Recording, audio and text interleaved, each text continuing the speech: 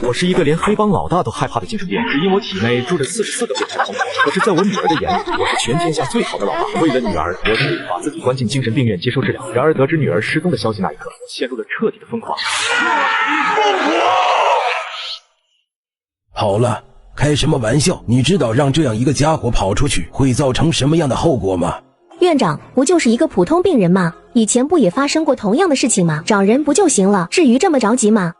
哼！普通病人陈胜可并非普通的人格分裂症，因为在他的44个人格中，曾出现过一个名叫野兽的人格，他有着超乎常人的力量和惊人的恢复能力。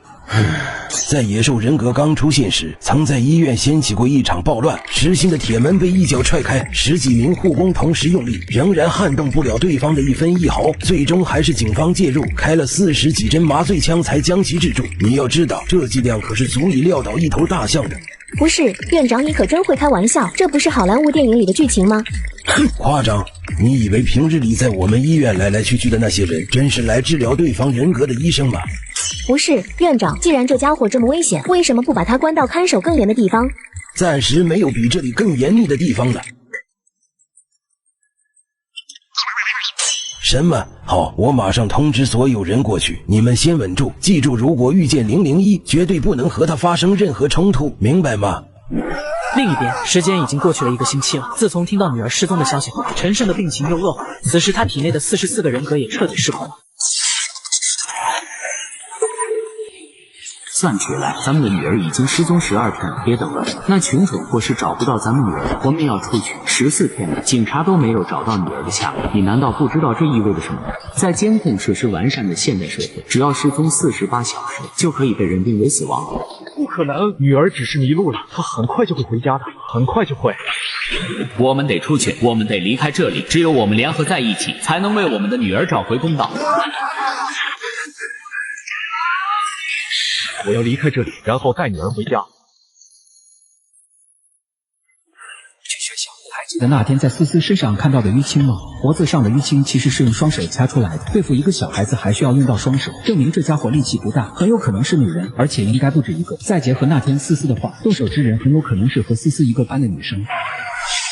老爸，我可以不去上学吗？为什么？是在学校里遇到什么困难了吗？不是，我只是想早点出社会赚钱，为家里减轻点负担。傻丫头，现在你还小，这些都太早了。你要做的是每天开开心心的，知道吗？好。对了，你脖子那里是怎么弄的？没有，这是自己玩的时候弄到的。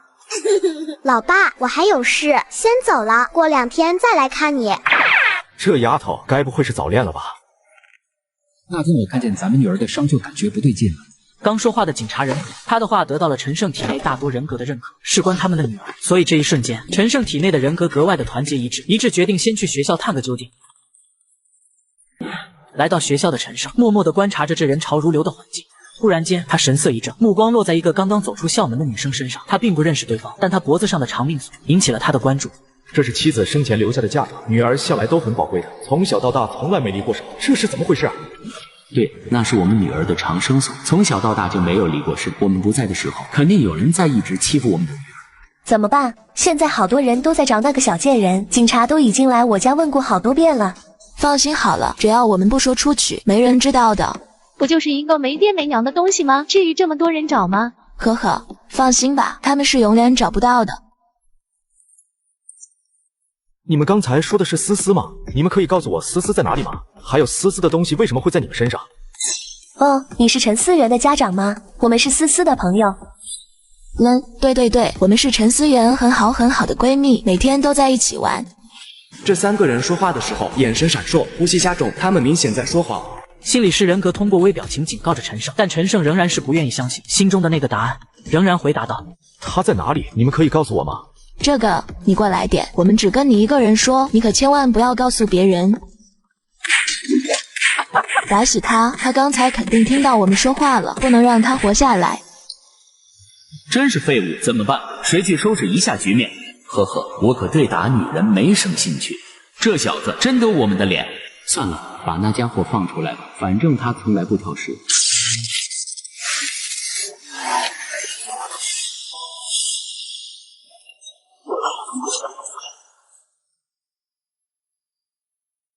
人的欲望就像高山的滚石一样，一旦开始，就再也不停下来。有的孩子是孩子，有的孩子就是个禽兽。既然这些法律制裁不了这些恶魔，那就看我表演吧。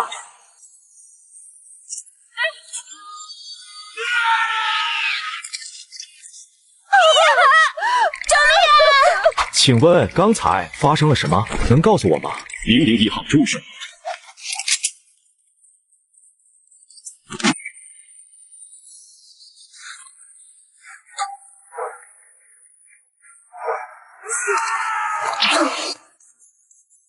该死，还是让他跑了。呼啸总裁，这里是第3小组，这里是第3小组。我们在城北区发现001的位置，这里还有3位受害者，1人重伤，2人轻伤，请求支援。刚才那一罐药剂的分量足够让一头牛连续睡上10天10夜，那家伙竟然还有行动能力，简直是个怪物。此时中了一枪的陈胜正穿梭在城市中，他的眼皮好似灌铅一般，沉重无比。就在晕厥前的最后一刻，他仿佛看见了一张白皙的俏丽容颜，牵着思思在跟自己告别。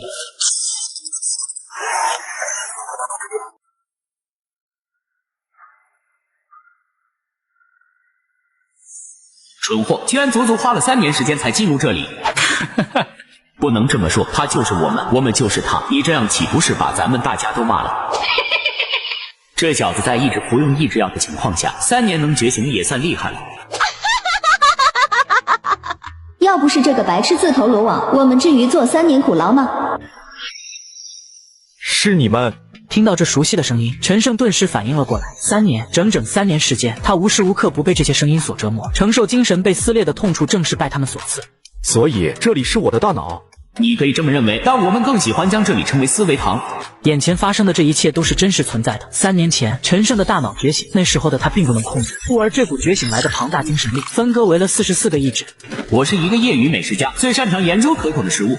我是一名优秀的医生，从业多年，没有过来自病人的差评。我热爱游戏，尤其是射击游戏。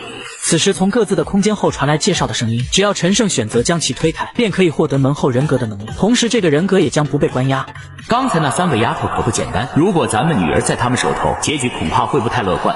你需要我们的力量，推开大门，你就能获得像之前那样的力量，到时候我们就可以一起救回我们的女儿了。你难道不想复仇吗？哼，想骗我给你们开门，白日做梦。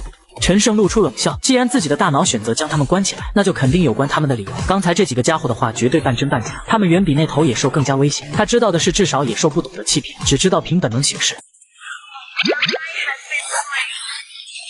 你醒了，刚才有几个穿着黑风衣的家伙来找过你。放心，他们已经走了，我没有跟他们说你在这里。谢谢你。那个，你女儿不见了。你怎么知道？你刚才昏迷的时候自己全说出来了，什么思思别走，老婆我错了，我对不起你，要不是这样，我早把你给交出去了。我昏迷多久了？大概1天1夜。这么久啊？那群黑衣人是谁？他们为什么要找你？你女儿是被他们绑架了？不对，如果是这样，你不会说找不到女儿。这少女似乎类似的影视剧看得有点多，一连抛出了好几个问题。心中着急的陈胜则是一个也没有理，左右张望后找到一个窗户，便是纵身跃了出去。这里可是6楼呀，果然是传说中的影视高人。喂，你要是再被追杀，我这里随时欢迎你，记着，我叫秦瑶。陈胜感受着体内强悍的力量，能明显感受到野兽的力量，但他回想着自己并没有推开过属于野兽的门，可野兽依然出现了，也就意味着体内还有第2种不被自己所知的开门方式。你打算就这样去找那3个女孩复仇？你信不信以你现在的力量就是去送死？这用不着你们操心。别这么冷淡嘛，咱们好歹也是站在一条船上的人。我可没兴趣和你们这种家伙站在一条船上。我的意思是，女儿出了事，可不只是那3个女孩的责任，还有另外一个人同样有着直接的关系。你什么意思？当然是我们的好大哥啊！3年来，你难道从来没有注意到过，咱们女儿来看我们的时候，穿着的始终是那一双挤得泛黄的鞋子，还有女儿手上的那些老茧？不可能，我在入院前明明留了很多钱给思思的，而且大哥他们也不是差这点钱的人。去看看吧，或许还能看见一出好戏。东西都收拾好了吧？咱们今天就离开。那个疯子没被抓起来之前，咱们暂时就不要回来了。突然间，一道熟悉的声音从楼梯间传来，陈胜本能地将自己隐藏在阴影中。他听出来这是他大哥陈文和大嫂的声音。那不是你弟弟吗？你怕他干什么？而且最近这段时间有那么多人都在搜捕他，他敢出现吗？你还记得那3个大小姐吗？记得呀，那3个女孩简直就是咱们的财神爷，每次打完了小贱人都能赔上不少钱，这一次更是给了咱们一笔巨款，加上那个疯子留给小贱人的，够给咱们的宝贝儿子以后娶妻生子了。他们现在都被陈胜送进了重症监护室，现在的他们身边得随时有保镖看守才能睡得着。我是一个连黑帮老大都害怕的精神病，只因我体内住着44个变态狂魔。可是，在我女儿的眼里，我是全天下最好的老爸。为了女儿，我决定把自己关进精神病院接受治疗。然而，得知女儿失踪的消息那一刻，我陷入了彻底的疯狂。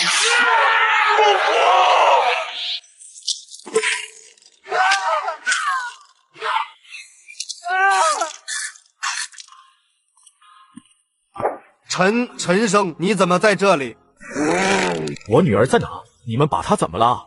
你别冲我们发火啊！那个小婊子啊，不是，这件事情真的和我们没关系呀。陈胜，你冷静点，欺负小女的那3个女孩背景可都不简单啊！他们的一句话，我们这些小老百姓哪里敢招惹？所以就该我的女儿遭罪。我问最后一次，我女儿在哪？你女儿她被医院那3个女孩打死了。不可原谅！你冷静点。宝贝女儿，别怕，爸爸妈妈在这里，没人能再动你一根汗毛。我们马上联系国内外最好的专家，一定能治好你的。天杀的，到底是谁？居然敢动我徐江的女儿！该死的，我要他血债血偿！先生，这里真的不能进。你在这里看着女儿，我出去看看发生了什么。敢问诸位，今日到来，可是有什么事需要徐某效劳？是这样的，徐先生，我们这次前来是怀疑一场失踪案件和您千金有关，希望你们能够配合调查。吵什么吵？不知道里面有病人吗？我女儿被人袭击，你们不管，去管一个不知道自己跑哪去了的小野种。你们要知道，每年是谁在交钱养你们的？女士，我希望你们能够配合调查，毕竟这也和你们女儿遭受袭击有着密切的联系。只有我们配合，才能趁早找到凶手，避免更多的损伤。什么联系？我告诉你们，可不要血口喷人，找凶手那是你们的事，关我可怜的宝贝女儿什么事？赶紧都给我滚！女士，请您冷静点，您这样闹下去，对您也并没有好处。你算哪根葱？凭你也配教训我？一旁的徐江看到自己妻子这般反应，便是知道了事情的来龙去脉。毕竟是自家女儿，从小到大，类似的事情他也不是不知道。他心里明白，顶多是这次惹上的人比较特殊而已。那个同志，如果有消息，我一定通知你们。不过不是今天，十分不幸，现在我女儿伤势还比较重，一时半会的还真没办法给你们作证词。那行吧。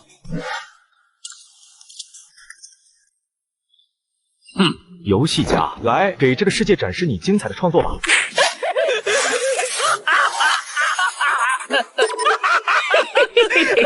欢迎加入死亡游戏，我军队小公主。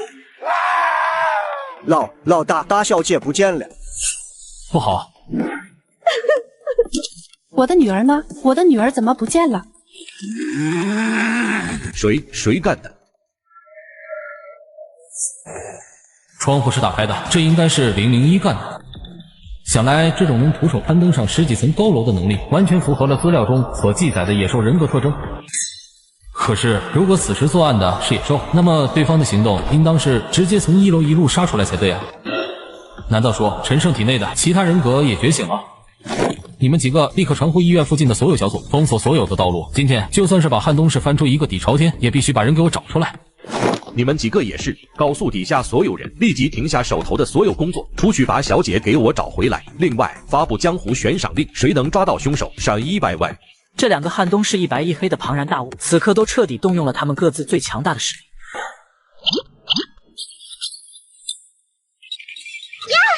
我在哪里？我为什么会出现在这里？当徐晴再次睁开双眼的时候，便发现了自己被锁链牢牢地捆着，悬吊在半空之中。而在他身下数米处，还放着一口已经烧开的油锅。救命啊！有没有人来救救我？爸妈，你们在哪？徐晴不断扭动着身体，此时的他心中越发的恐惧。游戏开始了，我亲爱的小公主，现在我来宣布一下游戏规则：你需要在10分钟内使用脖子上的钥匙打开脚上的锁链，打开后即为通关，否则只能死哟。当徐晴反应过来时，才注意到锁链上的齿轮装置还有一个倒计时，每当倒计时过去1秒，链齿便会微微转动下。然而在它的下方是正在滋滋冒泡滚烫的热流。那个大哥，之前在小巷里的事情是我们对不起你，我可以道歉。你想要多少钱，我爸妈都可以给你，只要你放了我，我保证你能得到很多很多的钱。别废话喽，我的小宝贝，机关可没有时间跟你开玩笑喽。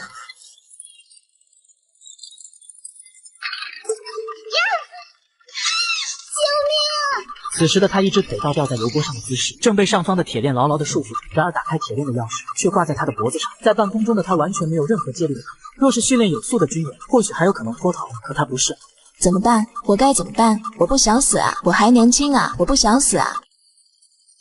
我是一个连黑帮老大都害怕的精神病，只因我体内住着44个变态狂魔。可是，在我女儿的眼里，我是全天下最好的老爸。为了女儿，我只好把自己关进精神病院接受治疗。然而，得知女儿失踪的消息那一刻，我陷入了彻底的疯狂。原来像你这样的小恶魔，在临死之前也会喊着父亲母亲来救你们。那我的女儿呢？她是否也曾祈求过让你们放她回家？监控室中，陈胜默然注视着上面的画面，没有半点怜悯。此时他内心的想法是绝对不会让这3个畜生就这么简单的死去，因为那样实在太过便宜他们了。他将会选择慢慢的来折磨他们，一遍一遍的让他们知道什么叫地狱。你确定特勤局的人不会通过网络追查到这里吗？你放心吧，我可是和那只知道捕猎的蠢货不同，玩游戏我可是专业的。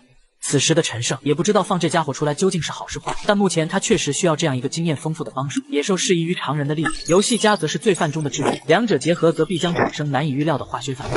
还有1分钟时间，监控设施将会公开宇宙，我将发布全网直播平台。接下来，我将会邀请众人会来欣赏我这完美的杰作。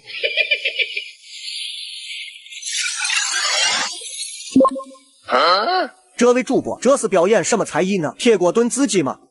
都什么年代了，还玩这种把戏？这种东西早就解密过了，其实只有表面是油，下面的都是醋，都烫不伤人的。我的妈呀，还是个漂亮的小姐姐呢！就在这时，直播间内的徐晴终于开始了行动。面对生死带来的压迫，使得她不得不压榨自己的潜力。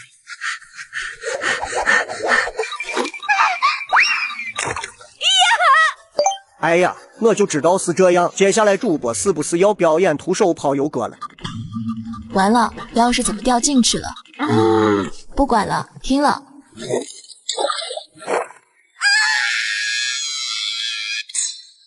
快报警啊！这居然是真的！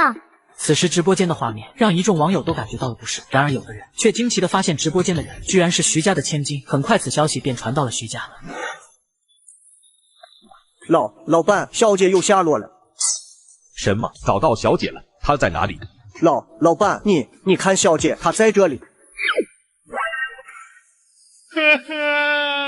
我的女儿啊，这个疯子想干嘛？这是真没把我徐家放在眼里呀！你们快点，立刻召集所有人手跟我去救人。对不起，老板，对方的技术手段实在是太高超了，我们也没能查到对方的位置。怎么可能？你们不是国际最顶尖的雇佣兵吗？居然连一个精神病人的位置都查不出来！老板，你快看，小姐她逃脱下来了。太好了！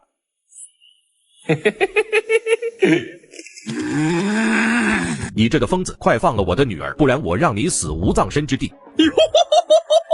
放心，我可是一名遵守规则的游戏家。你的女儿通关了游戏，我自然不会杀她。只是以她现在的伤势，好像有些不太乐观啊！我操！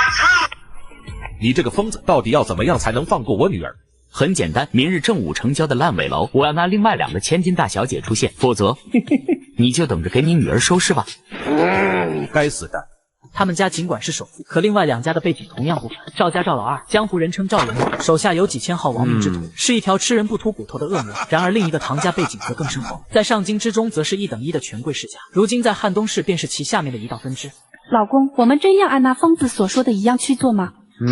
现在我就联系赵家还有唐家2家家属，不过只怕是要被他们2家趁虚而入了。徐某在这里先谢过2位能够出手相助，今日之后无论结果如何，徐家永远是2位最忠实的盟友。徐老弟客气了，这都是应该的。我倒是要看看谁敢同时图谋我们3大豪门的千金。此位正是汉东市地下有着活阎王之称的赵家二爷赵斌，身旁的人便是这次唐家派来的高手。这位高手满脸冷酷，似乎并不爱与人交流。徐老弟，你有什么情报？现在说说吧，这家伙到底有什么特殊的能力？据我了解，那小子很邪门，你们可千万不要小看他。放心吧，徐老弟，我给你介绍一下，我身边这位可是下国艺人排行榜全10的火拳，有他在肯定没问题的。久仰徐老闆的大名，今日得見實乃榮幸。火拳先生客氣了，徐老弟你就放心吧，有火拳先生在，我们一定会帮你好好出这口恶气的。来了，凶手发信息了，我得先过去了，这里就先交给2位了，我和我夫人就先过去了。徐老弟你就只管去吧，这里有我们2家，你就放心吧。赵斌豪爽的笑道，这也是他们昨日商议好的事情，只为满足陈胜的要求，引诱他的出现。到时候只要陈胜一出现，那么藏在这里的所有人都将会全部出动，不计代价的将其拿下。爸，你确定你手下这些人能拦住那疯子吗？来，火拳，给2位小姐表演表演你的能耐吧。好的，老大，2位小姐看好了。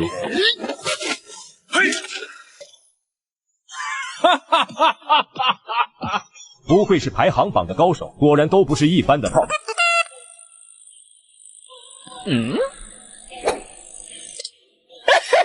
各位下午好，欢迎来到我的游戏世界。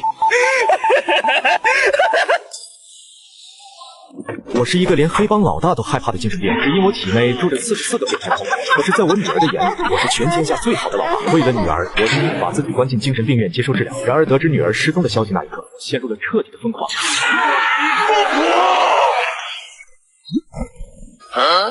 我们这是在哪？别看了，刚刚昏迷的时候，我们都被陈胜抓到这里来了。姓陈的，你居然敢阴我们！赵斌着急的吼道，随后他打量了一下周围，很快他便发现自己的女儿和唐家小姐居然都没有跟他们在一块。想到自己的女儿可能面对陈胜这个疯子，便着急了起来。你这个该死的疯子，我的女儿呢？她在哪里？不要着急，我亲爱的玩家，首先呢，欢迎各位来到我的死亡游戏。可恶，你这个藏头露尾的家伙，有种来和我们单挑啊！哟呵，看来这次的玩家都很有干劲啊。既然这样，那么我就给大家添个彩头吧。接下来我们要玩的游戏叫困兽斗，游戏规则呢也很简单，你们3人战斗，直到其中有1人死亡，那么门就会打开了，你们就可以离开这里了。狗屁的游戏，我们不玩，快放我们出去！哼，我可没空跟你们废话了，尽快做出选择吧，否则你们都将会活活的饿死在这里哦！可恶的家伙！听到了吗，火拳兄弟？现在只要我们2个联手，把那个唐家人宰了，就可以离开这里了。閣下對不起了。哼，無名小輩。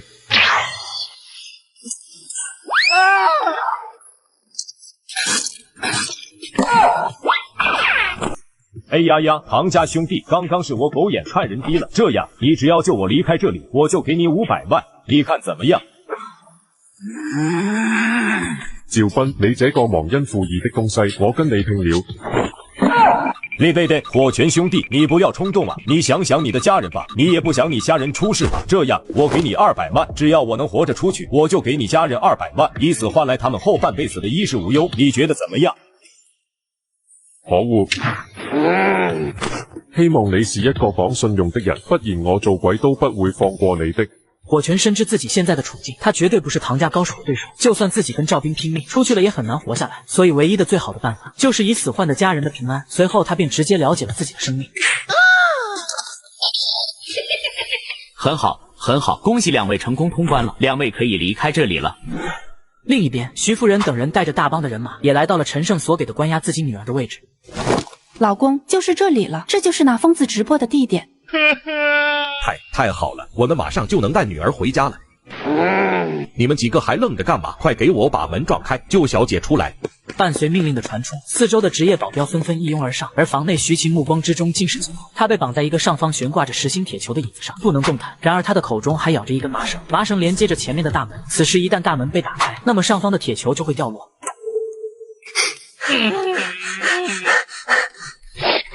晴儿，你在里面吗？爸爸妈妈来救你了。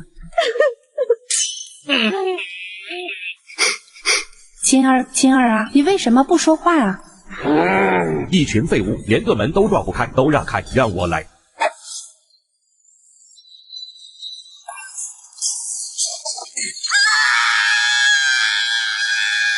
我的女儿，我的宝贝女儿啊！见到这一幕的徐晴母亲发出了凄厉的尖叫，随后直接当场瘫倒在了地上。目睹这一切的徐家同样也呆滞的站在原地，看着眼前这触目惊心的画面。我亲手害死了自己的女儿，我居然亲手害死了自己的女儿。太好了，女儿，第一个畜生已经得到自己相应的惩罚了。那么接下来就是另外的这2个小畜生了。看着眼前的画面，陈胜兴奋不已。如今他活在这个世上，唯一的动力就是替女儿复仇。什么徐家、赵家、唐家，他都完全不在乎。很快，他的目光又缓缓落在了另外一旁的监控画面上，因为这才是今天的重头戏。呀，诗诗，是你吗？倩倩，诗诗，真的是你啊！此时的赵唐两家小姐都被陈胜扔到了一个漆黑的下水道内，二人所在的位置有一段距离，要不是刚刚的那一声尖叫，他们可能还真无法这么快的汇合。倩倩，这里是什么地方？这里好黑啊，我好怕，我想出去。别怕，家族的人肯定都已经出动了，找到我们只是时间问题，我们一定要撑住，等着他们来救我们就可以了。看来我们好像都被那疯子绑架了。应该是，好像待在这里也不是什么办法。我们走吧，找找看有没有可以出去的地方。Later。完了完了，好像我们今天都要死在这里了。走了那么久都没有出口，看来那个疯子根本就没想过让我们活下去啊。等等，你看前面好像有东西。还真的是，走，我们一起过去看看。当救命图纸在各自的身体内，昔日最好的姐妹居然为了活命手刀相向，最终将其残忍。怎么是这些东西啊？这是干什么的？两位大小姐，好久不见，别来无恙呀！你这个疯子，快放我们出去！不要急，两位大小姐，我们的游戏还没完呢。来，都来了，陪我玩会游戏先吧。你把我们弄到哪里来了？我警告你，快点放我们出去，否则等我们家族的人找到这里，你就死定了。别急啊，两位大小姐，现在你们所在的地方可是位于汉东市地下30米处的排污管道中，放心，他们肯定找不到这里的。半个小时后，这里将会被污水填满，而在你们的身体内各自藏着一份管道的设计图，你们必须在这时间内得到对方体内的设计图，才能离开这里，否则只能等死哦。这时反应过来的两人才知道木箱子上急救包的功能，而在急救包的下方分别放着2张 X 光胸片，可以清晰的看到一张被塑料薄膜包裹的小图纸被放置在他们心脏的周围。接下来你们有2个选择，自我牺牲或者拿到位于对方心脏的图纸，就可以离开这里了。那么就请两位大小姐开始游戏吧。很快唐倩便第一时间检查起来自己的身体，居然发现 X 光胸片标注的位置真的如陈胜所说的一样，有一道刚刚缝合的疤痕。倩倩，我想活下去，我想离开这里。呀，诗诗，你难道真的要相信一个疯子说的话吗？倩倩，你就让我试试吧，我以前学过一些急救知识，放心吧，我绝对不会让你死的。不要，我不相信你。唐倩一边叫着一边后退，同时她也用余光寻找着周围可以反抗的武器，可周围除了污水还是污水。倩倩，对不起，我不想死，我真的不想死啊。对了，这就对了，就这样，这样游戏才好玩嘛。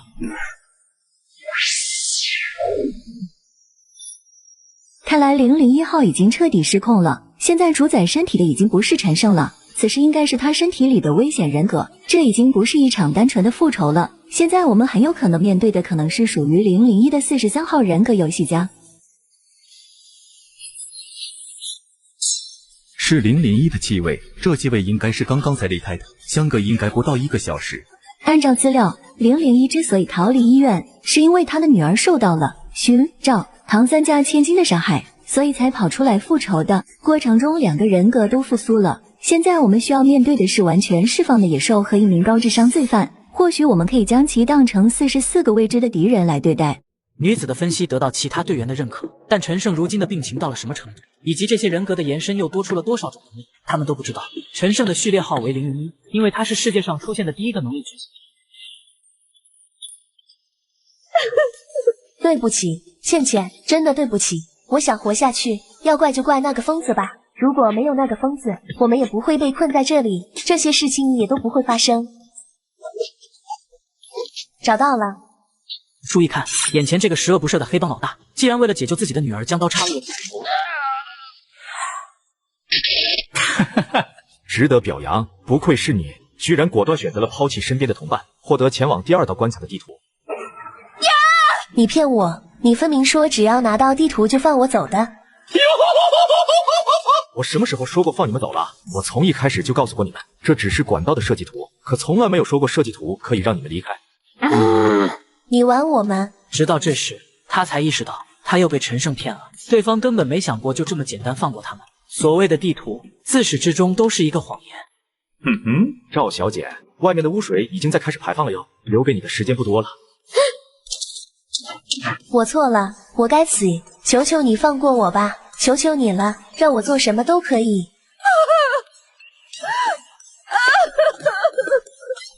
这个声音是诗诗，在墙壁的另一边是刚刚通过第一道关卡的赵斌，至于火拳则是永远的躺在了那。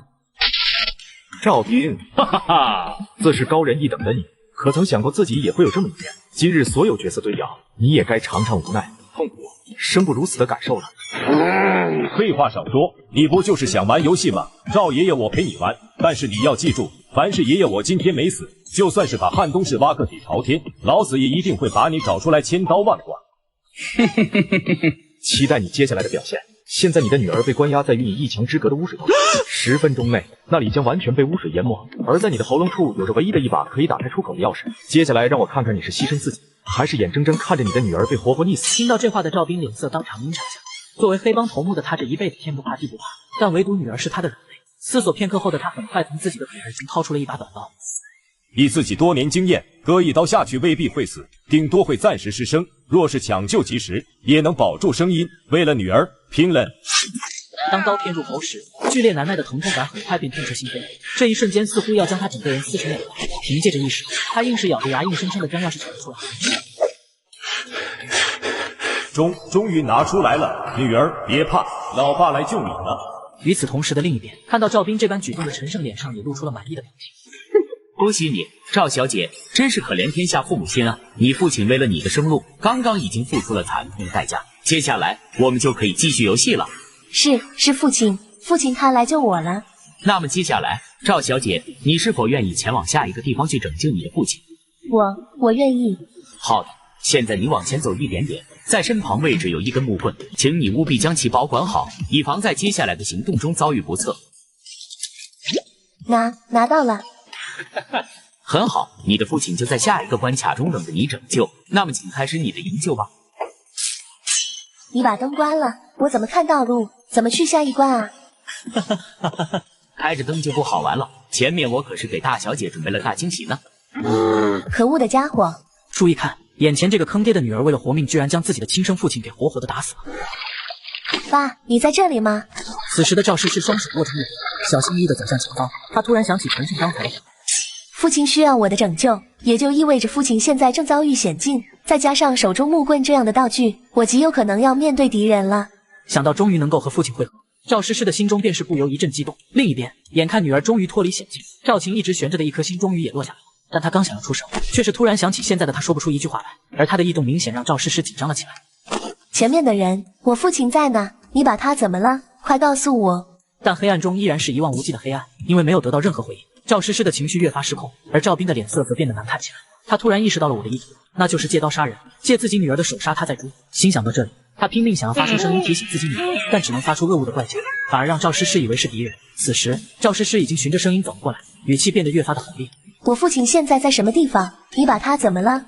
听到这话的赵斌现在心中难受的要死，他多么急切想要说出自己的身份。一想到自己死后，女儿得知真相后被彻底逼疯的样子，赵斌不知道从哪里又升起了力气，虚弱的从墙角撑了起来。我得必须想办法告诉女儿自己的身份才行。赵斌的举动让他完全没想到坑爹的女儿以为自己是敌人。此时的赵诗诗已经彻底杀红了眼，追着黑暗中那个找不死，便是一棒子抡了下去。这一棒子直接打在了赵斌的脑袋上，打得他直眼冒金星。赵斌有些不知所措，在他的手中还有一把手术刀，如果他想还击，肯定是能第一时间消除危险。可那不是危险，而是他的女儿，他的亲生女儿。要知道，虎毒还不食子呢。此刻的他终于后知后觉。真是给陈胜那家伙算准了，他知道我肯定会选择牺牲自己的声音去救女儿，所以留下了这样的布局。从一开始我所有的行动都被他算准了，而且现在我还不能还手，可我也不想死啊！究竟要用什么办法才能让黑暗中的女儿知道自己的身份？说话呀，你到底把我爹怎么了？此时赵诗诗向着黑影询问，却久久没有得到回应。再加上黑暗中那人一直躲避不敢还击，赵诗诗确定对方的状态肯定不算好，不然也不会连她一个女人都害怕。于是她胆子也大了起来。开始主动出击，悄然循着声音靠近，手中的木棍便是重重落下。赵冰的身上本就带有重伤，这一棒子下去，瞬间就倒在了地上。此时此刻，他眼中充满了不甘和无奈，他不想伤害女儿，也不甘心就这样死在这里。突然间，赵晴脑中灵光一动，想到了一个办法。有了，既然无法通过话语交流，那就通过文字。四周的环境虽然一片黑暗，但我可以通过在手心写字的方式告诉女儿自己的身体。这一刻的他心中再次涌现出了希望。只见他在一阵缠斗中，突然抓住了赵诗诗的手，用手指挠了挠对方的手心，并写出我是你。可赵诗诗完全没有理会他的意思，还以为对方是在戏弄自己。你这个死变态，给我去死吧！精神紧绷到极致的赵诗诗一脚踹翻了面前的赵冰。这一刻，他仿佛找到了情绪的宣泄口，手中不断挥舞着木棍，更是毫无节制地对着黑影拳打脚踢，直接就是要活活将其打死的节奏。而赵冰失去了这最后一次证明自己的机会，彻底没了抵抗能力，只能不断承受着来自自己女儿的痛苦。他没有想到，纵横江湖一生的自己，居然会以这样的方式落下人命。唐倩，你这个贱人，就和我一起下地狱吧！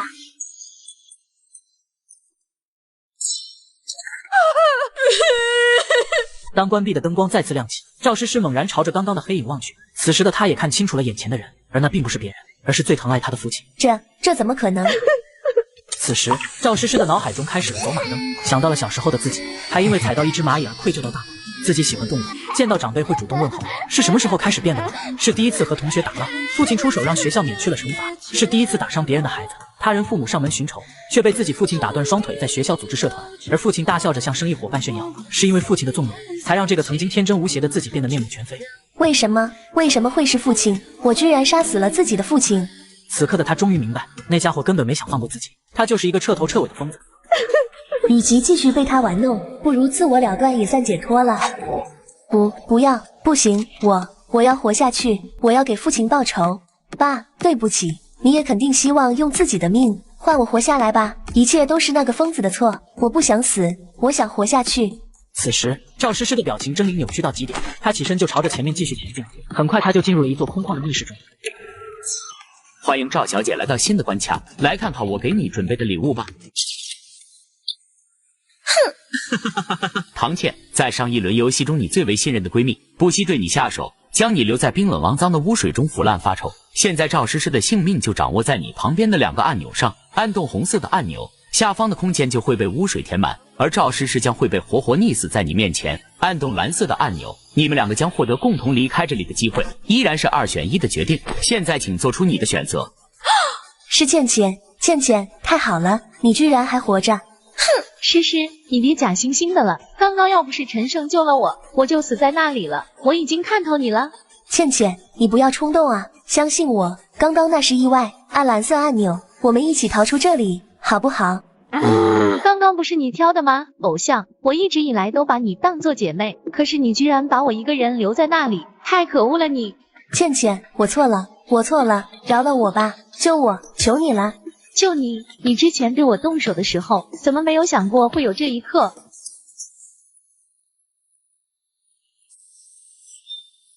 唐倩，你疯了吗？我没有疯，这都是你害的，都是你，所以你给我去死吧！你要干嘛你？唐倩，你这个贱人，就和我一起下地狱吧！你不救我，你也别想逃掉。真是好戏一场，你觉得呢？哼，人终归到底，也不过是高级一点的动物罢了。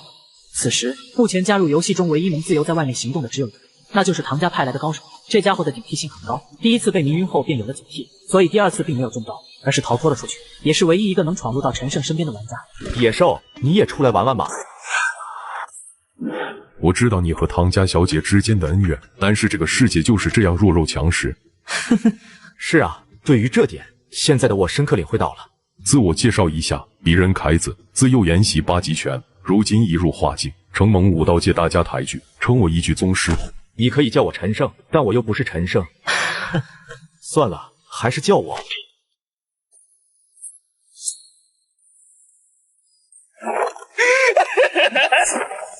游戏家吧。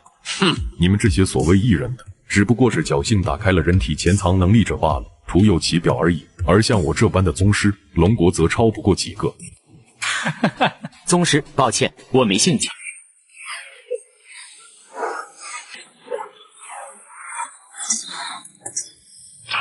真是小儿科的把戏，让我来给你看看什么叫实力吧。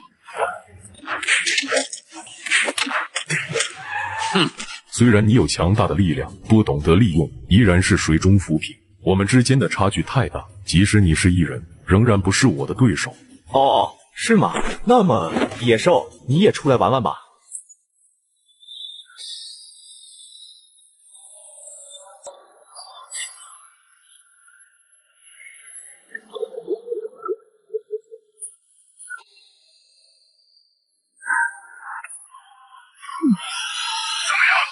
我够资格吗？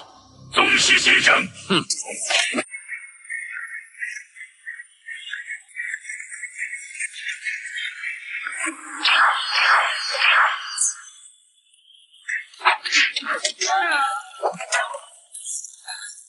么样？看你这个样子，好像你是所谓的宗师也不咋样啊。你猜我消失那段时间都去干了啥了？749局的支援就在附近，这次你别想逃掉了。陈胜，你的游戏该结束了，不许动！就你这蝼蚁也想阻止我吗？禅圣，快停止你的疯狂行为！别管了，这家伙好像彻底失控了，趁现在还能控制住他，一起上吧。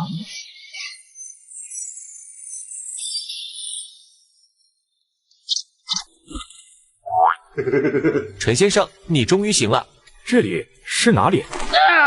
头好痛，医生，我怎么了？我为什么会在这里？你昏睡了很久了，可算醒过来了。怎么样，陈先生，有没有感到好点？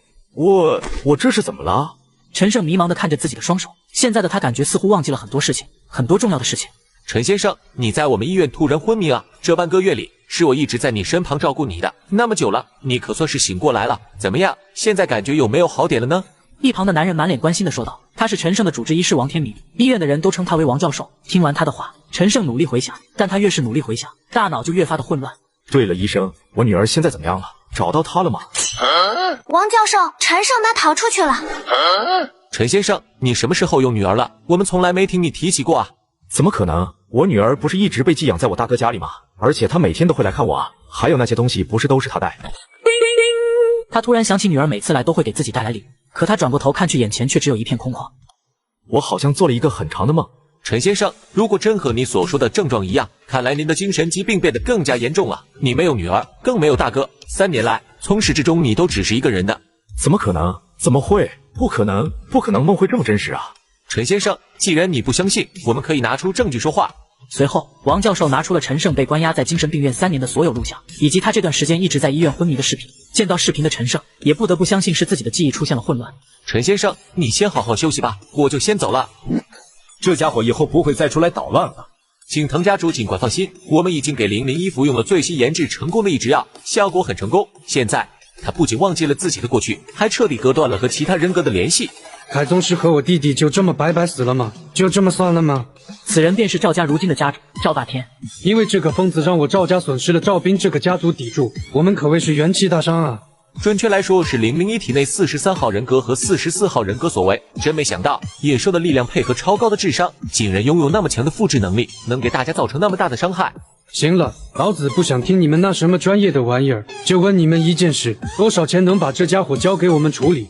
没错，要多少钱你们开价，我愿意用我在汉东市所有产业交换，我要让他为我女儿偿命。不好意思，3位家主，我很理解你们此时此刻的心情，但我们不能将001交给你们，而且你们女儿干了什么事，想必你们应该比谁都更清楚。如今能捡回一条命，更是应该珍惜。赵家唐家被王小明这眼注视，顿时有些心虚的低下头。只有死了女儿的徐家依然杀意重重，但他也没有多说什么，随后便愤怒地转身离开了。不行，我好像真的忘记了很多事情，好像有一件很重要的事情我忘记了，我不能待在这里了，我得出去看看才行。王教授，陈胜他逃出去了。好的，我知道了。王教授，你怎么那么淡定呢？难道你知道他会逃出去？是的，是我故意放他出去的。王教授，您这样做风险会不会太大了？我知道，不过药物毕竟不是长久之计。陈胜的能力来源是他超强的精神力和异于常人的脑域开发，药物总有失效的一天，所以只有让他彻底相信他内心的东西一切都是黄粱一梦才行。陈生，不好意思，从来没有听说过这个人。不过我倒是知道这家原来的主人好像是叫陈胜，不过听说那个人好像是个精神病，被抓起来了，后面就没回来过了。看着眼前的景象，陈胜仍旧是有些不甘心，因为他想要从细节中寻找破绽，可眼前的一切都太过完美，让他不得不相信眼前的这些。不好意思，打扰了。难道真的和医生说的一样，一切都是我幻想出来的吗？难道真的是所有的一切都是我的梦？嗨，大哥。我是一个连黑帮老大都害怕的精神病，只因我体内住着44个变态。可是，在我女儿的眼里，我是全天下最好的老爸。为了女儿，我决定把自己关进精神病院接受治疗。然而，得知女儿失踪的消息那一刻，陷入了彻底的疯狂。嗨，大哥。你是？不是吧，大哥，这么快就把我忘了？不好意思，你认错人了吧？我好像不认识你。我是秦瑶啊，之前你被人追杀，是我救了你的。大哥，你那么快就把我忘记了？秦瑶，秦瑶，秦瑶。陈胜嘟囔着这个名字重复念了几遍，脑海中闪过几段陌生的画面，但越是回忆，脑袋里便越像是有千万根针一同在扎一般，令他痛苦不堪。不好意思，我真的好像不认识你。你，哼，你个忘恩负义的人！亏本小姐之前还那么拼命的救你，你以为你是什么了不起的玩意啊？你不搭理本小姐，本小姐还不稀罕呢。秦瑶嘴上虽然是这样说，但随后她还是从口袋中拿出电话拨通了一个神秘的号码。喂，老头，帮我查一个人。没事，这家伙欠我点钱，现在找不到人了。哼。在外寻找记忆无果后的陈胜很快便回到了医院。怎么样，陈先生，得到你想要的答案了吗？原来我记忆中的一切真的都是假的。医生，请问我的病还有机会治好吗？放心吧，陈先生，只要你每天按时吃药，多看报，多读书，再配合我们医院的治疗，你肯定会有痊愈的一天。好的，那就谢谢医生了。没事，这些都是我们应该做的。陈先生，这是你接下来1周的药物，切记这些药物需要你每天都按时的服用，才能有更好的效果，明白吗？好的，谢谢。那么陈先生，你早点休息，我就先走了。看着远去的王教授，陈胜的目光瞬间变得锐利了起来。他是装的。自从白天遇到那个女孩开始，我就已经感觉医院的这些人肯定都在撒谎，而且那个叫秦瑶的女孩肯定是在我记忆中存在的。那么女儿肯定不是我的幻想，他们肯定还没找到我的女儿。不行，这些药不能再吃了，这些药物极有可能就是导致我记忆出现混乱的根本。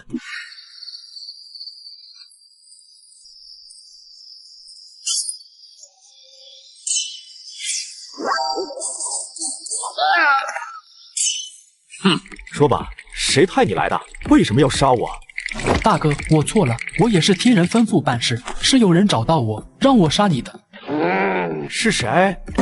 我只知道他姓徐，其他的我就不清楚了。姓徐，徐家，为什么那么熟悉的名字？为什么这名字那么熟悉？此刻陈胜感觉自己浑身一震，随后所有的记忆便涌上了心头。女儿被害，徐家、赵家、唐家、艺人，还有复仇，一切的一切他都想。这就是那个拥有44种能力的家伙啊，看上去也不过如此嘛。如果是这样的话，那我觉得上头完全没有必要继续研究他。我是一个连黑帮老大都害怕的精神病，只因我体内住着44个变态。可是，在我女儿的眼里，我是全天下最好的老爸。为了女儿，我决定把自己关进精神病院接受治疗。然而，得知女儿失踪的消息那一刻，陷入了彻底的疯狂。如果是这样的话，那我觉得上头完全没有必要继续研究他，倒不如现在就把他清除，免得再生造成更多的麻烦。我们还是不要擅自做主，上级的命令只是收容，不是清除。这家伙还有很多潜力没有被激发出来，我们只能听从上级的命令。本来还想着能打个痛快，结果这么弱。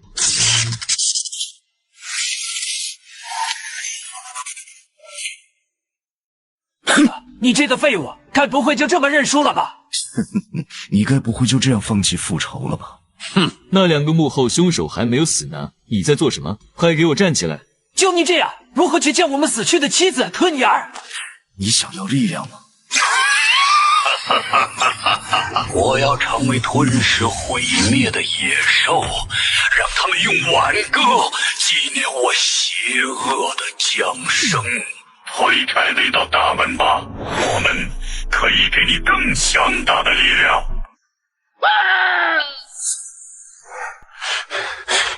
之前光是释放2个人格，我都无法掌握自己的身体了。现在面对的是如此之多的危险人格，我该怎么办？对了，竟然有坏的人格，那肯定也有好的人格吧？或许我可以用体内那些正义的人格来制衡这些危险的人格。你准备好了吗？此时，众多危险人格戏谑地说道，在他们看来，陈胜这样的做法无异于加快自身的灭亡。你不是很喜欢玩游戏吗？那么敢不敢出来跟我赌一场？不错不错，我很欣赏你。说说吧，你想怎么玩？由你替我挑选7个不同的人格，但这7个人格中必须有6个是好人。同时，你可以给这7个人制定规则，他们究竟是说谎还是说实话？最终这些人由我来决定放出来哪6个人格，你觉得怎么样？此时陈胜想的是，要是从剩余38名人格里准确找到6名正义人格与邪恶人格相之抗衡，失误的可能有些过于高了。但如果他将范围缩小到7个，那么只需从中找到一个邪恶人格就能达到平衡，而能够知道人格身份的就只有面前站着的这些人格。好，我陪你玩。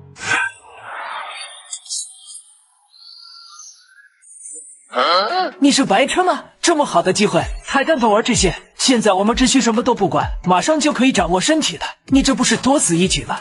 闭嘴！别忘了是谁把你们放出来的。来吧，开始你的表演。出于对你勇气的赞誉，我可以给你3次问问题的机会。他们这些人中有几人会说话？2个人。那么现在的这些人中有几个人是说真话的？只有1个。你们4人中谁是危险人格？不是我，是甲。不是我，是你。那我知道了。我是一个连黑帮老大都害怕的精神病，只因我体内住着44个变态同胞。可是，在我女儿的眼里，我是全天下最好的老爸。为了女儿，我决定把自己关进精神病院接受治疗。然而，得知女儿失踪的消息那一刻，我陷入了彻底的疯狂。那我知道了。这其实是一个非常经典的逻辑题，名字叫谁是小偷。在只有一个人说真话的情况下，假如甲是小偷，那么乙和丙说的都是真话；假如乙是小偷，那么甲、丙、丁说的都是真话；假如丙是小偷，那么只有甲说的是真话。所以，丙肯定是小偷。你是警察，太好了，很棒啊，主体，你竟然通关了。那么请问一下，我现在该怎么办？现在我觉得我们应该寻找一些盟友，毕竟以你一个人的力量对抗整个749局的人，还是太过于单薄了。我也想过这个问题，可是哪里有我们的盟友？主体，你忘了你现在身处的地方是哪里了吗？你的意思是，他们和我一样都是被医院欺骗的病人？是的，没错。放开我，我没病，我是超能力者，我没开玩笑，我怀疑我是学术，不信我证明给你看。随后他猛地咬住了护工的手，松嘴的时候嘴中淌出鲜血，而被咬的护工手臂上却连一点点伤痕都没有。不是我跟你们吹，我当了20年电工，有没有电我一摸就知道了，你们可要认真看好了。你确定这些家伙都能成为我的队友？不好意思，可能是都被药物控制了吧。不过我还有一个方案。什么方案？你快说。现在每一个病人房中都有一台电视，我们只需要想的办法，入侵所有病房的电视屏幕，将我们与异人战斗的画面传播出去，那么自然而然的就能唤醒那些异人的意识。好办法，不过需要叫上一个老朋友。你是来嘲笑我的吗？不，我是来感谢你的。感谢我？感谢我什么？感谢我帮你杀了那个徐家的丫头。我是来感谢你昨天的提醒。你为什么这么确定我是故意输给你，而不是真的？但你一个最为擅长玩弄人心的家伙，又怎么会是一个骄傲自大到无法容忍别人挑衅的性格呢？你赢了，之前倒是我小看了你，不对，我们都小看了你，你很厉害。我需要你。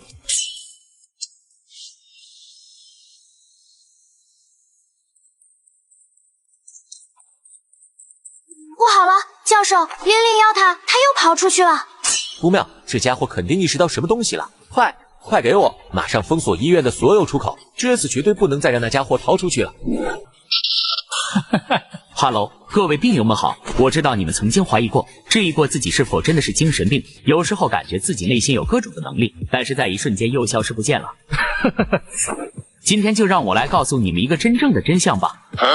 咦，今天是换台了吗？等等，你快看，这些人怎么看起来都那么眼熟啊？黑暗笼罩万物，我将是黑暗中最后的那道曙光。你来人，击碎黑暗！那么这个就交给你们了。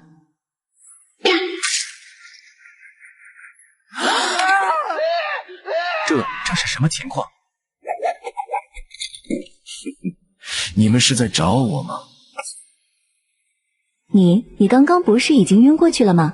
哦，你们以为就凭你们那些小伎俩，真的就能够阻止我？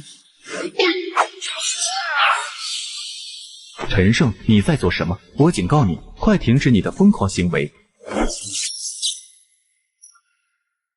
敢跟我们749局的人作对，真是个不自量力的家伙。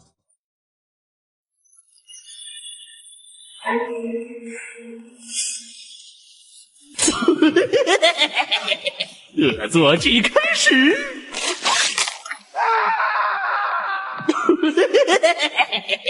你这个疯子，不可原谅，受死吧！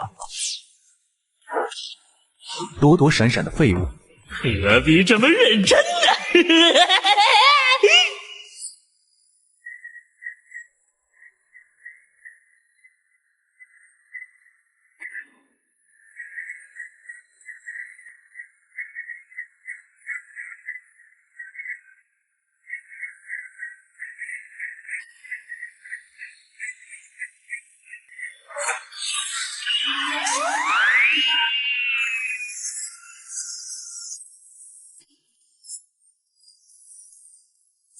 山主本我，指的就是我。原来我们没有疯，我们的超能力都是真的。各位精神病院中的同胞，我们或许从未谋面，素不相识，但我们都有着共同的经历，承受过相同的痛苦，遭遇过同样的磨难。他们仅仅是因为惧怕我们的力量，这股无法被他们掌握的力量，就将我们控制在此。今天我们反击的时候到了，请各位脱离枷锁吧，将你们的力量展现给世人吧，让艺人这个新时代正式来临吧。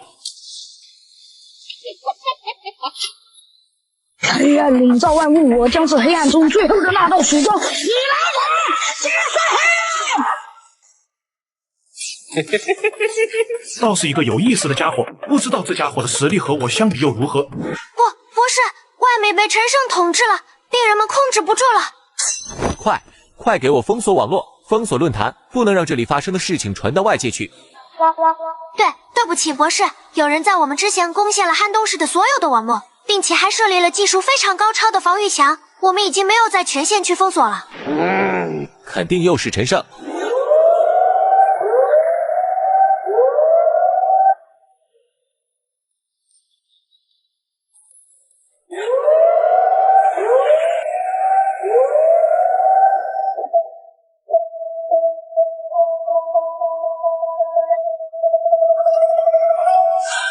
恭喜你脱离了囚笼。这句话的意思既是说陈胜成功逃离了精神病院，也是在说陈胜的心终于打破了以往遵守恢复的枷锁。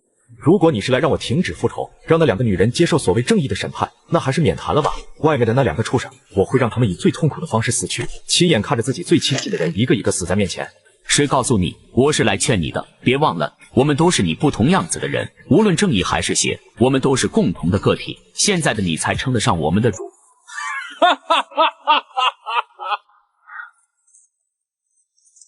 怎么了，大哥？外面发生什么事了吗？那个疯子，他逃出来了。不会吧，大哥，749局的人不是说那个疯子现在已经失去以前的记忆，彻底成了一个白痴了吗？现在满城的艺人到处跑，749局自己屁股都擦不干净，哪有精力管我们的事？收拾东西，我们赶紧离开汉东。你们现在马上安排离开汉东市的车给我，越快越好。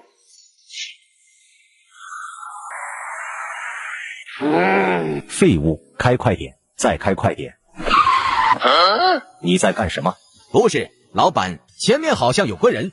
不要命的东西，给我撞过去！赵总，这不太好吧？废什么话，我让你撞你就撞，出了事我负责。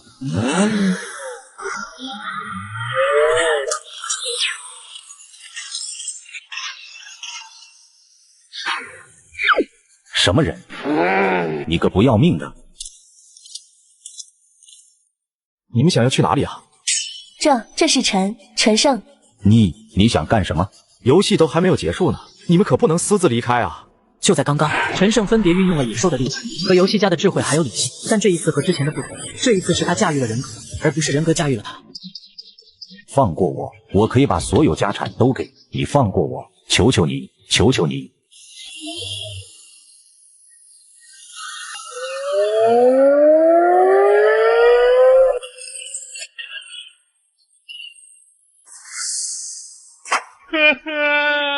死了，这个疯子终于死了。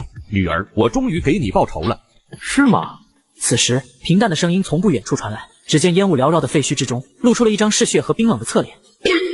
这怎么可能？被载满货物的卡车撞飞？为什么你还活着？刚才的撞击并非对陈胜毫无伤害，只是在那一刹，他切换到了屠夫的人格。此人格的能力正是以月亮湖杰森为原型，被人称为不死恶魔的存在。到现在你们甚至还意识不到自己的错误，明明你们才是施暴者，却装作一副被迫害者的命，只有你们女儿的命才是命吗？如此双标、邪恶的人，那么我们继续游戏。我是一个连黑帮老大都害怕的精神病，只因我体内住着44个变态。可是，在我女儿的眼里，我是全天下最好的老爸。为了女儿，我决定把自己关进精神病院接受治疗。然而，得知女儿失踪的消息那一刻，我陷入了彻底的疯狂。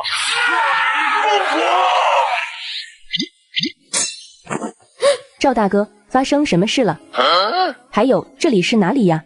当女人看清楚周围的环境后，整个人顿时如同遭遇雷击一般，呆呆地站在了原地。她同样也看过陈胜的那场直播，自然知道这意味着什么。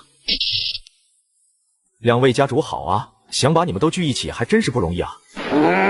陈胜，你少在这里装神弄鬼！老子跟你说，老子不怕你，你不就是想帮你女儿复仇吗？我告诉你，真正杀你女儿的人就是老子，你知道吗？你女儿直到临死前还在苦苦的哀求我，她甚至还在说，她老爸肯定会来救她的。不过最终她还是没等来，只能活活的等待死亡。你说可笑不可笑？你女儿就是被老子活埋的。我告诉你，你永远也别想再见到她。就这短短的2句话就已经让你失去理智了吗？就你这样，还谈什么覆灭3大家族和给我们的女儿复仇？没错，我不能再那么易怒了，我要理智，我要控制情绪，对吗？这样才对。记住，再凶残的野兽也比不过懂得伺机而动、动若观火的猎人。你想成为猎物还是猎手呢？我要冷静，我一定会让他求着告诉我女儿在哪里的。冷静下来的陈胜带着血丝的眼眸看着监控中废弃厂房中的徐江等，随后墙壁电视屏幕上突然闪烁出一个诡异的画面，里面分别是被挂在高空中的囚笼，其中分别关押着2个女人，在他们的身下则是一个巨大的装满硫酸的水池。我尼玛，陈胜，你要干什么？我警告你，给我快点放了我老婆！徐江本来想用陈胜女儿的死来刺激本就犯有精神疾病的他，但他没想到的是反倒被陈胜反将了一军。子不教父之过，既然诸位都管不住自家的千金，那我只能帮诸位，还有诸位的父母亲教育教育了。让我来宣布一下接下来的游戏规则吧。现在在你们面前分别有6道大门，每一道大门后面都有着我为你们精心设置的游戏，只要你们在规定时间内通过，你们便能成功解救自己的宝贝妻女了。求求你放过我们吧，我们错了，我们不应该。对了，提醒你们一下，一道大门只允许通过1名玩家，所以各位抓紧努力吧。徐兄，难道我们真要和这疯子一起玩这种荒唐的游戏吗？见此情形的徐江的眼神阴霾了下来，没有回话，而是左右打量着这座废弃厂房。很显然，这个地方想要以其他方式离开绝无可能，唯一的出路可能真的就只能是面前的这6座大门了。你们看，这上面怎么有字？雨夜的老人，顶楼的女孩，轨道上的一家人，浴缸里的女人，这些都是干嘛的啊？伴随着一句又一句的话输出，旁边的赵霸天和徐江2人瞬间感觉头皮发麻。我是一个连黑帮老大都害怕的精神病，只因我体内住着44个变态。可是，在我女儿的眼里，我是全天下最好的老爸。为了女儿，我决定把自己关进精神病院接受治疗。然而，得知女儿失踪的消息那一刻，我陷入了彻底的疯狂。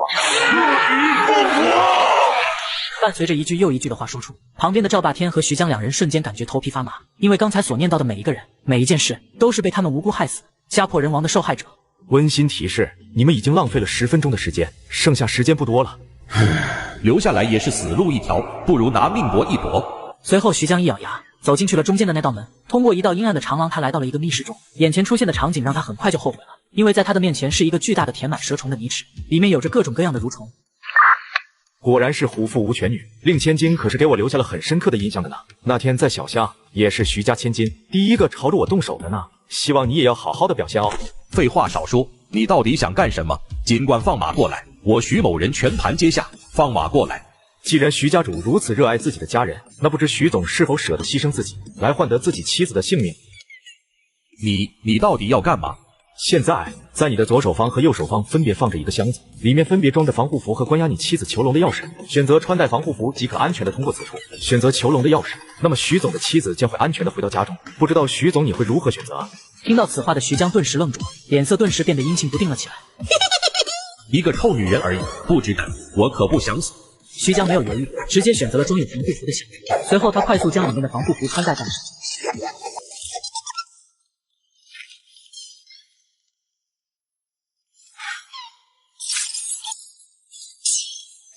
六句，徐江的电话打通了。喂，你是陈生吗？您是哪位？我们是上京派来专门处理此事的调查员，有关你女儿的事情，我们目前已经调查清楚了，我们保证绝对会还你一个公道的，只是希望你不要再一错再错下去了。错，若这3年来你们但凡能对我的女儿多上一些，现在也不会发生这些事情。而现在的我已经不需要他人施舍的公平，因为我就是公平。我承认我们的人在这一方面确实有欠缺，但事情已经发生，我们承诺可以把杀害你女儿的人交出来，但是你必须答应立刻停止所有动作了。刘局长，让你的人不要白费功夫了，你们是找不到我的。头，陈胜的位置还是无法定位到啊！可恶啊！刚才刘局长说的那些话，其实都只不过是为了拖延时间，让技术人员锁定对方的准确位置，因为他从一开始就没准备放过陈胜。立即开始全程搜索行动，我就不信找不到。恭喜你啊，通关了。那么请前往下一个我给你准备的关卡吧。很快，徐江顺着一条昏暗的长廊来到了新的密室中。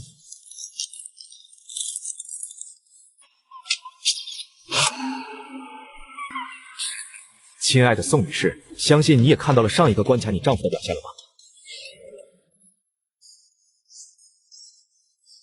我是一个连黑帮老大都害怕的精神病，只因我体内住着44个变态狂魔。可是，在我女儿的眼里，我是全天下最好的老爸。为了女儿，我决定把自己关进精神病院接受治疗。然而，得知女儿失踪的消息那一刻，我陷入了彻底的疯狂。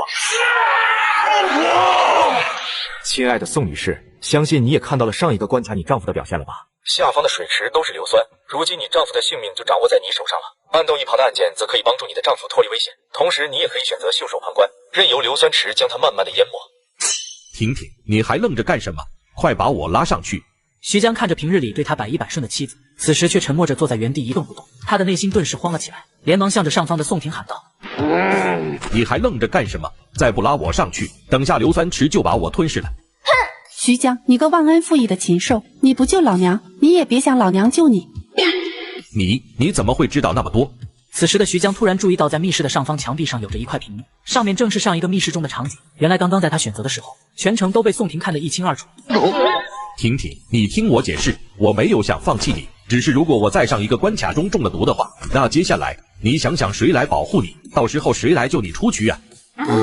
你还在骗我！你到现在还在骗我！我看见了，我都看见了！你个忘恩负义的东西！难道你忘了你当年为了攀爬权势将我送到他人床上？难道你忘了我为你生儿育女，陪你打拼了30年，不惜与宋家决裂，也要与当年只是个穷小子的你远走高飞？若没有我，你能成为现在的汉东首富？我算是看清楚了，你就是一个从头到尾都是一个自私自利的人。宋女士，你的丈夫已经开始了第一个挑战了。此刻的他即将面临艰难抉择。现在，我打算提前和你玩一场新人游戏。你旁边是一瓶抗毒血清，如果徐总选择了你，那么等会你只要将其注射进他身体，他身上的所有毒素就都会被全部清除了。生死决策如何使用全凭你支配了。我老公肯定会选择我的，你不用拿这个考验我了，他一定会选择救我的。那我们拭目以待吧。随后，当她看到自己老公面对自己和她生命选择时，徐江并没有1秒钟的犹豫，直接选择了自保。看到这一幕的宋婷顿时感觉内心如同千万根针扎一般，哪怕徐江有1会的犹豫，甚至1秒的犹豫，她都不会那么的伤心。可她看到的现实就是这么的冷酷。婷婷，我也是为了替我们女儿报仇啊！你一个女人家，出去了也不可能是那疯子的对手，活到最后的人往往才越痛苦啊！我是不想让你承受这种痛苦，想着等我替女儿报了仇，再去下面找你们。徐江，你装的难道不累吗？你根本不是为了女儿，你只是怕丢了自己徐江的面子。你真的爱过女儿吗？爱过我们吗？你真当我不知道你在外面包养的那些情人，还有那些私生子？怎么，就是因为我生不出儿子呗？只想着用钱解决问题。你不是为了女儿报仇，你只是怕丢了自己徐江的面子。是你亲手毁了你的女儿，徐江，你根本不配做人父亲。是你亲手毁了你的女儿，徐江，你根本不配做人父亲。我是一个连黑帮老大都害怕的精神病，只因我体内住着44个变态。可是，在我女儿的眼里，我是全天下最好的老爸。为了女儿，我决定把自己关进精神病院接受治疗。然而，得知女儿失踪的消息那一刻，我陷入了彻底的疯狂。根本不配做人父亲，你就和我一起下地狱去陪女儿吧。此时的宋婷婷状若疯癫，她知道没有钥匙的话，迟早也是要死在硫酸池中的。但至少现在，徐江会死在她之前，这就够了。这婆娘疯了，不拼一把看来是不行的。臭婆娘，去死吧！徐江，我死也不会放过你。掉入硫酸池中的宋婷婷拼命挣扎，可还是无济于事，只能眼睁睁地看着自己的身体在硫酸池中慢慢的腐蚀。一阵凄惨无比的叫喊响彻整个密室。徐江看到这一幕，心底升腾起了无限的复杂。对不起，我想活下去。我可是汉东首富，这个城市最有钱的男人，立于金字塔的顶端。我有花不完的钱，享受不完的生活，泡不完的女人，怎么能死在这呢？这一刻的他终于认清了自己，他确实是个自私的人。随后他转过头继续前进，很快他来到了下一个关卡。走廊的两旁摆满了蜡像，蜡像栩栩如生，表情或哀伤或愤怒，仿佛随时会活过来。靠近再看清楚这些蜡像的脸以后，徐江的神情瞬间大变。徐先生，对于这些人您一定觉得很熟悉吧？你为什么会知道这些人？当然是他们告诉我的了。他们说他们一直在下面等你呢。听到这一句话的徐江浑身颤抖了起来，整个人一下子瘫坐在了地上，口中喃喃自语道：不可能，绝对不可能，这世界是没有鬼的，没有，全部是假的，假的。那徐总想听听他们的故事吗？就在你正前方，那位身穿红衣红裙的女孩，她本来是一个普通的女学生，父母健康，家庭美满，还曾经是学校的校花，追求者无数，却因为遭人嫉妒，在临毕业这天被人迎面泼出了滚烫的硫酸，而那群害死她的凶徒就躲在人群之中，笑嘻嘻地观望着她，直到她倒在地上，鲜血染红了地板。听到此话的徐江的脚步不由后撤了几步，一下子坐在了地上，再次撞倒一座蜡像。他转过头看去，这是一个穿着雨衣的老头。此时陈胜那如恶魔低语般的声音再次缓缓响起：那是一天雨夜，可怜的老人带着自己一天的收获，满满一3轮车的纸壳子冒着大雨回家，因为在他的家中还有着3岁的孙子在等他回家。老人的子女死得早，是他独自一人拉扯着孙子长大，每天的收入就仅有这靠纸壳子买来的10几20块。可就是在这个雨夜，一个醉酒的司机以300迈的速度重重地撞在了老人的身上，老人的脑袋就像是……徐江听到这里，浑身颤抖得更加厉害，仿佛随时要晕倒过去。他踉跄地站起身，如同无头苍蝇一般想要离开这里，却突然被3道身影拦住。这是一家3口。徐总应该认识这对夫妻吧？曾经他是你的合作伙伴，看看这和睦的一家3口，出于对朋友兄弟的信任，将自己所有的资产进行了投资，一夜之间股市大跌，倾家荡产，家破人亡，而朋友却一夜暴富，莫名获得一笔巨款。绝望之下，吃完最后一顿饺子以后，他们永远睡在了铁轨上。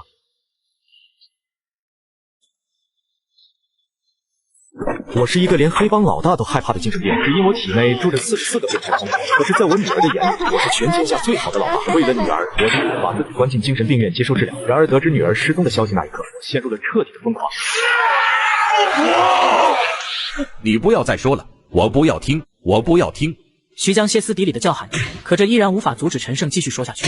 他被你设局骗钱，从高楼下一跃而下；他醉酒被你强女干，不甘受辱，割腕于浴缸；他被人派人打断手脚，烧炭而死。叔叔，我爸爸在等我回家。你的女儿在你大哥家后山的橘子园。伴随这一句话说出口，蜡像们纷纷停止了对话。这就是陈胜小丑人格的美，恐惧巨献，敌人越恐惧，自身则越强。陈胜里蜡像勾起徐江心底最恐惧的事物，那就是自己的这些肮脏事被戳穿。在不断的惊吓下，蜡像拥有了生命。看来还有很多该死的人等着我去杀呀！得知女儿的埋尸地点，陈胜心中不由一颤。另一边，赵诗诗的母亲赵母此时也终于找到了自己的女儿所在。妈，救我，救救我！诗诗别怕，妈妈来了。此时赵诗诗被悬挂于几十米高的位置，赵母一个女流之辈，根本没办法爬上去，所以她只能遵守陈胜给的规矩，以游戏的方式救下自己的女儿。在赵母的面前摆放着一个倒计时，共有3分钟的时间。监控室，陈胜的声音低沉响起：人生有无数选择，每一个选择都代表着一条路，一步错，万劫不复。现在摆在你面前的是3个选择，而你需要在3个按钮之中选择出正确的一个，阻止这一切的发生。那如果选错了会怎么样？摆在你面前的3个按钮，只有一个能够让你的女儿安然无恙的落地，而另外2个按钮，一个接通铁笼2000伏的高压电，一个则是直接让铁笼从高空坠落。简单来说，都是死。呀！妈，救我！我不想死，你一定要救我呀！赵诗诗声嘶力竭地向着地面上的赵母求救。这可是性命相关的事情，只要选错，就要面临女儿死在面前的惨剧。可如果不选，就连救女儿的机会都没有了，我该怎么办？犹豫再三后，赵母颤抖着再次将手伸了出去。妈，我不想死。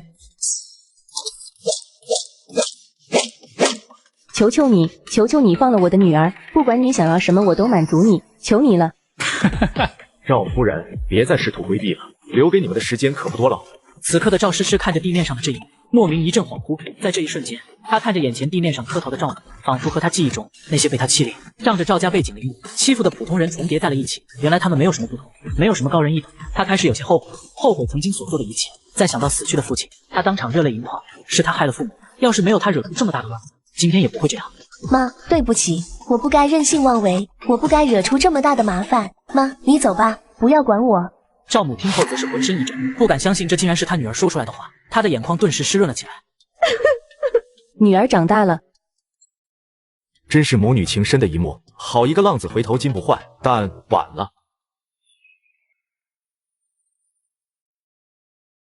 我是一个连黑帮老大都害怕的精神病，是因我体内住着44个变态精灵。可是，在我女儿的眼里，我是全天下最好的老爸。为了女儿，我决定把自己关进精神病院接受治疗。然而，得知女儿失踪的消息那一刻，我陷入了彻底的疯狂。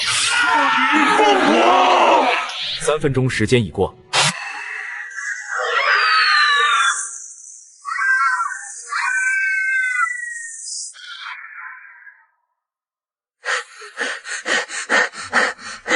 伴随着巨大的震响，赵诗诗居然安全的落地了。但是在铁笼下，一滩血渐渐蔓延了开来。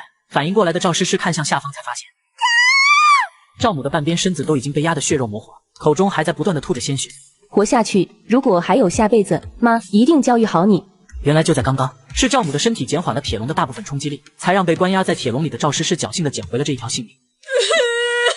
妈，别怕，没事，乖女儿，妈永远爱你。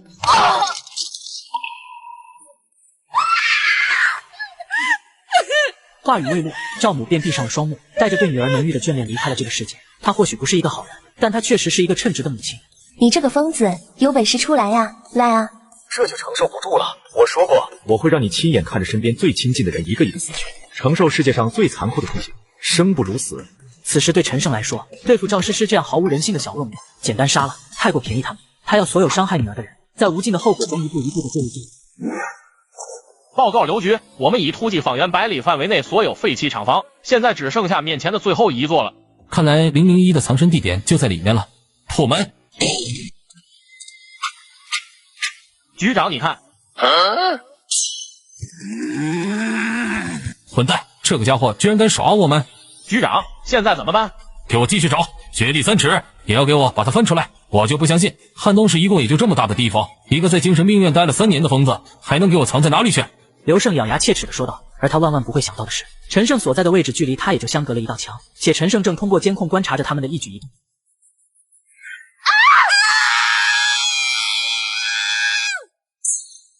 有女人在尖叫，是弟妹还是诗诗，还是说有其他被那疯子囚禁的人？另一座密室之中，隐隐听到赵诗诗那撕心裂肺的尖叫。赵霸天脑补着外面发生的事情，不由打了个寒战。陈胜，害你女儿的是赵斌他们一家人，你想对他们干什么我都没意见，我他娘可是个好人，赵斌那些事情我可都没掺和，为什么把我也抓起来？赵霸天小心翼翼地向着四周询问，他观察了一下，这是一个完全封闭的密室，共有2扇门，一道是自己来时的铁门，一道则是离开的密码门，必须要输入正确的密码才能打开。在房间的正中央则放置着一台观星仪。就在他完全摸不着头脑的时候，陈胜的声音在密室中响起：赵霸天，你自认为自己是个好人，可却对自己兄弟所做的恶事睁一只眼闭一只眼，甚至助纣为虐。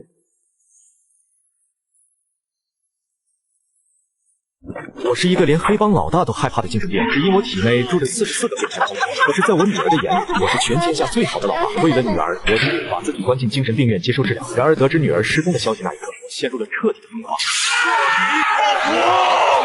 甚至助纣为虐。赵斌一家犯下的罪孽，你也有着洗脱不了的罪责。现在，我可以给你一个机会。看见那台观星仪了吗？在那面罩的目镜端，其中一个目镜里是离开这座密室的密码，而另一个目镜直通太阳。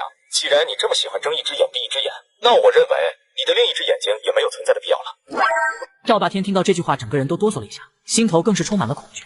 平日里光是放大镜聚集的光线就足以燃烧起火焰，用这种观察星象的仪器，眼球还不得被生生烤瞎。这样的游戏，真他娘的丧心病狂！真的要按照对方所说的去做吗？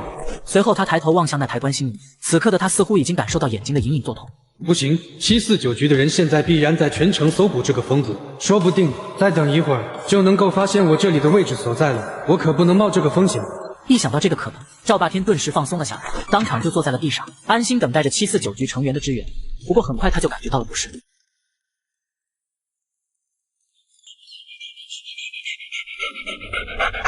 为什么感觉温度越来越高了？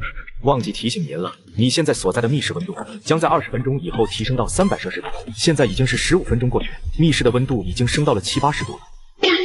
我尼玛，你到底想干嘛？赵先生，你的时间并不多了，你不要再磨叽了。不能再这样坐以待毙下去了。一只眼睛和性命相比，还是命重要。吞了。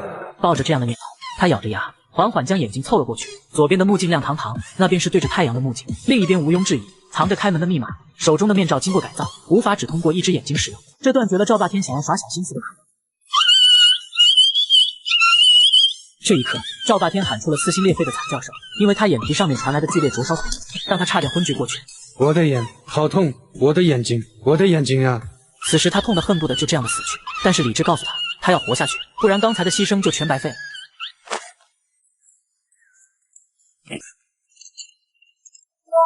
按下刚才看到的数字，密码门顿时开启。他来到了和赵诗诗同一间密室，就看见了已经死去了、躺在血泊中惨不忍睹的赵母。从未见过这种场面的他，不禁的感到了有些的反胃。诗诗，你还好吧？赵霸天假惺惺的上前安慰了几句，而赵诗诗还沉浸在内心极度痛苦和悔恨中。都是我的错，一切都是因为我。这一刻的他有种生不如死的痛苦，这不是对死亡的恐惧，而是因为自己愚蠢行为而失去亲人的悔恨。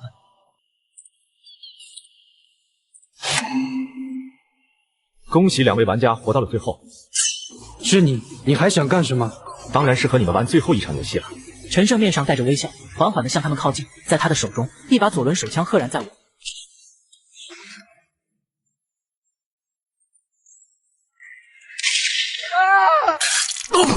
来一场勇敢者地游戏，就赌我们所有人的命。游戏规则很简单，在这把枪的弹夹里一共有2发子弹，每个人的开枪次数不限，然后将其传递给下一个人，直到我死或者你们死，则游戏结束。那么你们谁来开这第一枪？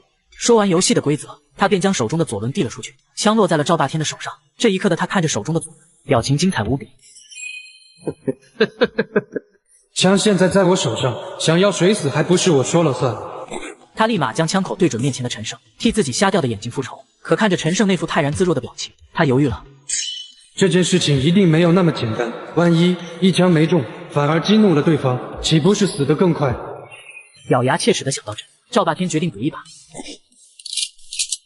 这一枪并没有触发，他顿时大汗淋漓地松了一口气，然后将其传递给了旁边的第二个人。赵诗诗现在的表情心如死灰，整个人如同行尸走肉，他面无表情，求死般的拿起左轮。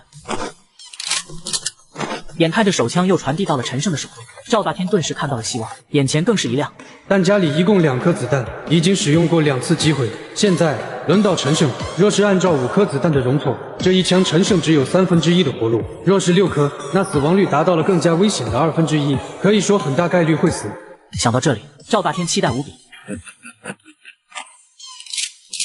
这一次依然没想，赵霸天、赵诗诗同时露出绝望的表情。手枪再次被递回了他们面前，突然间，原本已经不想活的赵诗诗眼中露出怨毒的眼神，一把抢过左轮手枪对准了陈胜的脑袋。我杀了你，你这个疯子！今天我就要替我爸妈报仇。就在这时，一股无形的力量突然出现，赵诗诗身体顿时失去控制，持枪的手臂在他难以置信的目光中缓缓向着另一边的赵霸天转去。你们真的是让我很失望。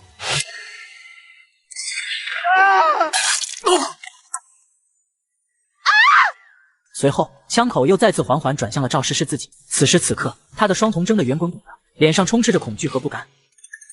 伴随陈胜做了一个开枪的手势，赵诗诗的眉心出现一朵血花，整个人仰头栽倒了下去。事实上，这把枪里根本没有子弹，依然是属于小丑人格的能力。局长还是没有找到陈胜的位置。让派出的所有搜救人员回来吧，已经没有必要了。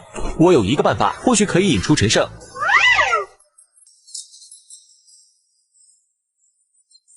现插播一条紧急新闻：今日我市调查局于一棵果树下发现一具无名女尸，网友知道内情的热心市民能够主动联系我方。嗨，这么年轻，到底是谁这么畜生，居然对这样一个小姑娘下手？这种畜生没想到居然是我们汉东市的。别冲动，这肯定是749局给你布下的陷阱。他们想接女儿，引你进圈套。冷静，他们就是要逼你发疯。他们这是在找死，竟然敢用这种卑鄙的方法！你们那么爱你儿子，怎么会认不出来？这群没有人性的家伙，居然敢利用女儿的尸体！报告，目前没有发现001出现。收到，继续警戒。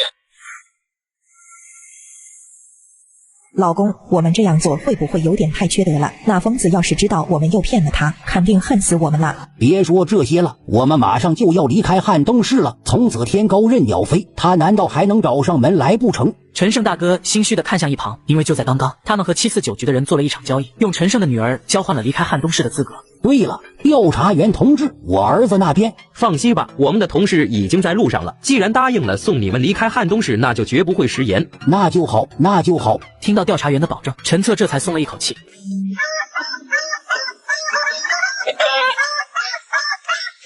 喂，儿子，你上车没有？大哥，这么长时间没见面了，你确定不来吃一桌团圆饭？你再走吗？